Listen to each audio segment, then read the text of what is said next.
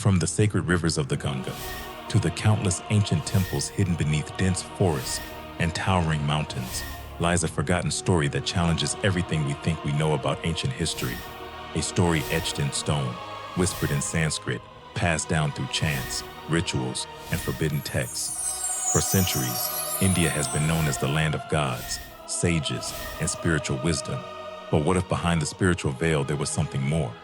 Stories of flying machines, star maps carved into temple ceilings, and beings from other worlds walking alongside humans, recorded not as myth, but as memories. Today, we journey into the lost knowledge of India, where cosmic blueprints and truths long buried meets otherworldly possibilities, as we revisit Lost Knowledge of India.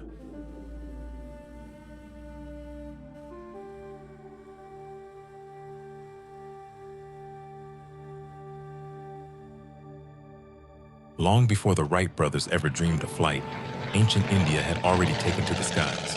The Vimanas, described in ancient texts like the Ramayana and Mahabharata, weren't just poetic symbols, they were flying crafts. Chariots of fire, spacecraft that could travel between cities and planets. One Vimana was said to be powered by mercury vortex engines, a concept similar to modern anti-gravity theories proposed by aerospace engineers today. In 1979, NASA scientists studied ancient Indian manuscripts and noted surprising parallels with modern aviation concepts. Was this a coincidence? Or could there be something more? According to the 7,000-year-old ancient Sanskrit epic, the Mahabharata, King Shantanu has a child named Devavrata with the Hindu goddess Ganga. Ganga takes the hybrid child and raises him in the celestial realm, then brings him back to Earth with the knowledge of usage of powerful celestial weapons called Divyastras. The descriptions of these Divyastras sound very similar to modern-day nuclear weapons. There is a passage that reads, "A single projectile charged with all the power of the universe, a column of smoke and flame as bright as 10,000 suns, rose in splendor. It was an unknown weapon, an iron thunderbolt, a gigantic messenger of death." Modern-day archaeologists have found radioactive ash in parts of Rajasthan, particularly near the ancient city of Mohenjo-daro. The skeletons found there were highly radioactive, and some appear to have died instantly in the streets. Could this be the remnants of a long-lost nuclear war? Written accounts of extraterrestrial weapons being used in India's ancient past? Outside the CERN headquarters in Geneva, Switzerland, stands a striking statue of Lord Shiva in his Nataraja form, the cosmic dancer whose Tandava symbolizes the eternal cycle of creation and destruction. This unusual placement at the forefront of the world's most advanced particle physics lab, home to the Large Hadron Collider, has sparked curiosity and speculation across the globe. Symbolically, Shiva's dance resonates with the mission of CERN, to unravel the mysteries of the universe by smashing particles together, echoing the cycles of cosmic birth and annihilation that the deity represents. While officially a gift from India celebrating cultural ties, some theorists suggest a deeper, possibly extraterrestrial significance. They speculate that the presence of this ancient symbol at a site probing the very fabric of reality could hint at ancient knowledge, possibly gifted or influenced by beings far beyond Earth, linking advanced science. Could the scientific knowledge of the Hadron Collider have an extraterrestrial origin? Deep in the shadow caverns of Madhya Pradesh, where the air hangs thick with the scent of damp stone and forgotten time, lie paintings that whisper across 10 millennia. Etched in ochre and ash, they show figures unlike any born of Earth, slender forms with bulbous heads, eyes vast and unblinking, hovering beside what seem to be discs streaking the ancient sky. Locals still tell hushed tales of Rohela, the small ones, who descended from the heavens in blazing chariots of light, teaching early humans the secrets of fire and fear. No one knows who first painted these images, or why the pigments have resisted decay, as if preserved by a will older than history itself. When torchlight flickers across the walls, the strange beings seem to shift ever so slightly, as though remembering. Carved from a single massive rock in the heart of Maharashtra, India, the Kailasa Temple of Ellora, believed to be over 1,200 years old, stands as a haunting enigma that defies both time and logic.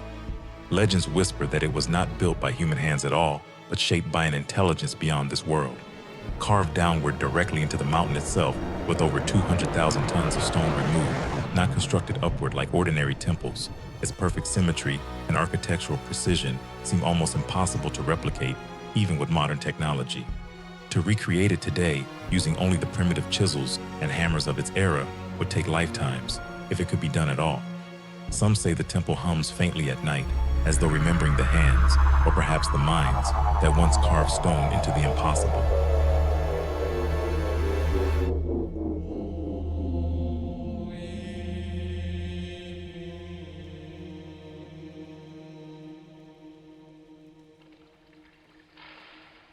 Ancient texts speak of mantras as sacred sounds older than language itself, vibrations that seem to hum with an otherworldly resonance, as if not born of human tongues at all. Some scholars and mystics have long wondered whether these sonic codes were gifts from visitors who descended from the skies in forgotten ages, beings who understood the hidden architecture of sound and its power to shape reality. When chanted correctly, certain mantras are said to alter consciousness, bend perception, even stir unseen energies that ripple through the air like invisible waves. It is whispered that these ancient syllables match frequencies not found in nature, tones that could unlock doors between worlds, and when recited in the stillness before dawn, one might almost sense the faint echo of distant stars listening back.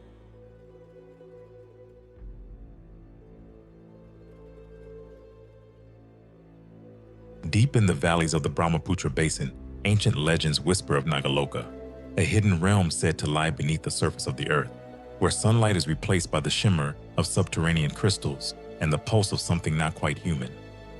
In Hindu and Buddhist cosmology, Nagaloka is the kingdom of the Nagas, a reptilian race of beings of immense power and wisdom.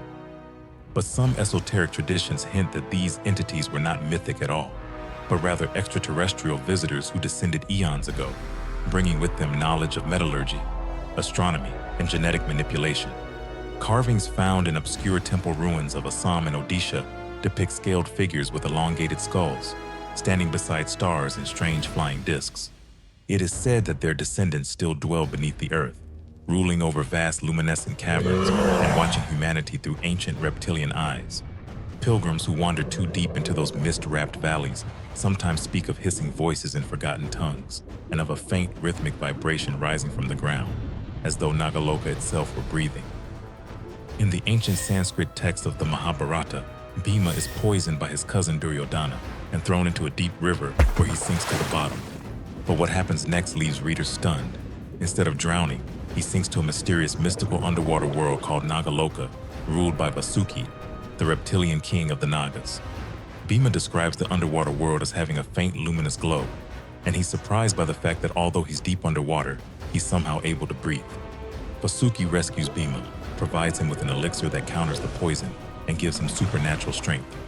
Around the world, various ancient sources describe encounters with reptilian beings living deep underground in subterranean worlds or in realms deep underwater. The Dogon tribe of Mali, West Africa, also describes similar encounters with reptilian beings that live underwater that they refer to as the Nomo. Could all of these descriptive accounts be evidence of a reptilian race? Or possibly evidence of ancient encounters of interactions with an extraterrestrial civilization on Earth? Ancient India was a treasure trove of lost knowledge, but the stories endure in stone, symbols, and in ancient text. Were these myths or encrypted messages meant for a future generation? In the end, it's not just about the question of extraterrestrial contact. It's about the enduring mystery of how ancient civilizations, whether on Earth or beyond, have shaped the human story. And perhaps the answers lie hidden in the stars above us, waiting to be uncovered. What do you think? Did ancient India have contact with extraterrestrial visitors? Drop your thoughts in the comments below. Hey, thanks for watching. If you enjoyed this deep dive into the lost knowledge of ancient India, don't forget to like, subscribe, and hit the bell icon so you never miss a journey of lost knowledge with James Jeremy. See you in the next video.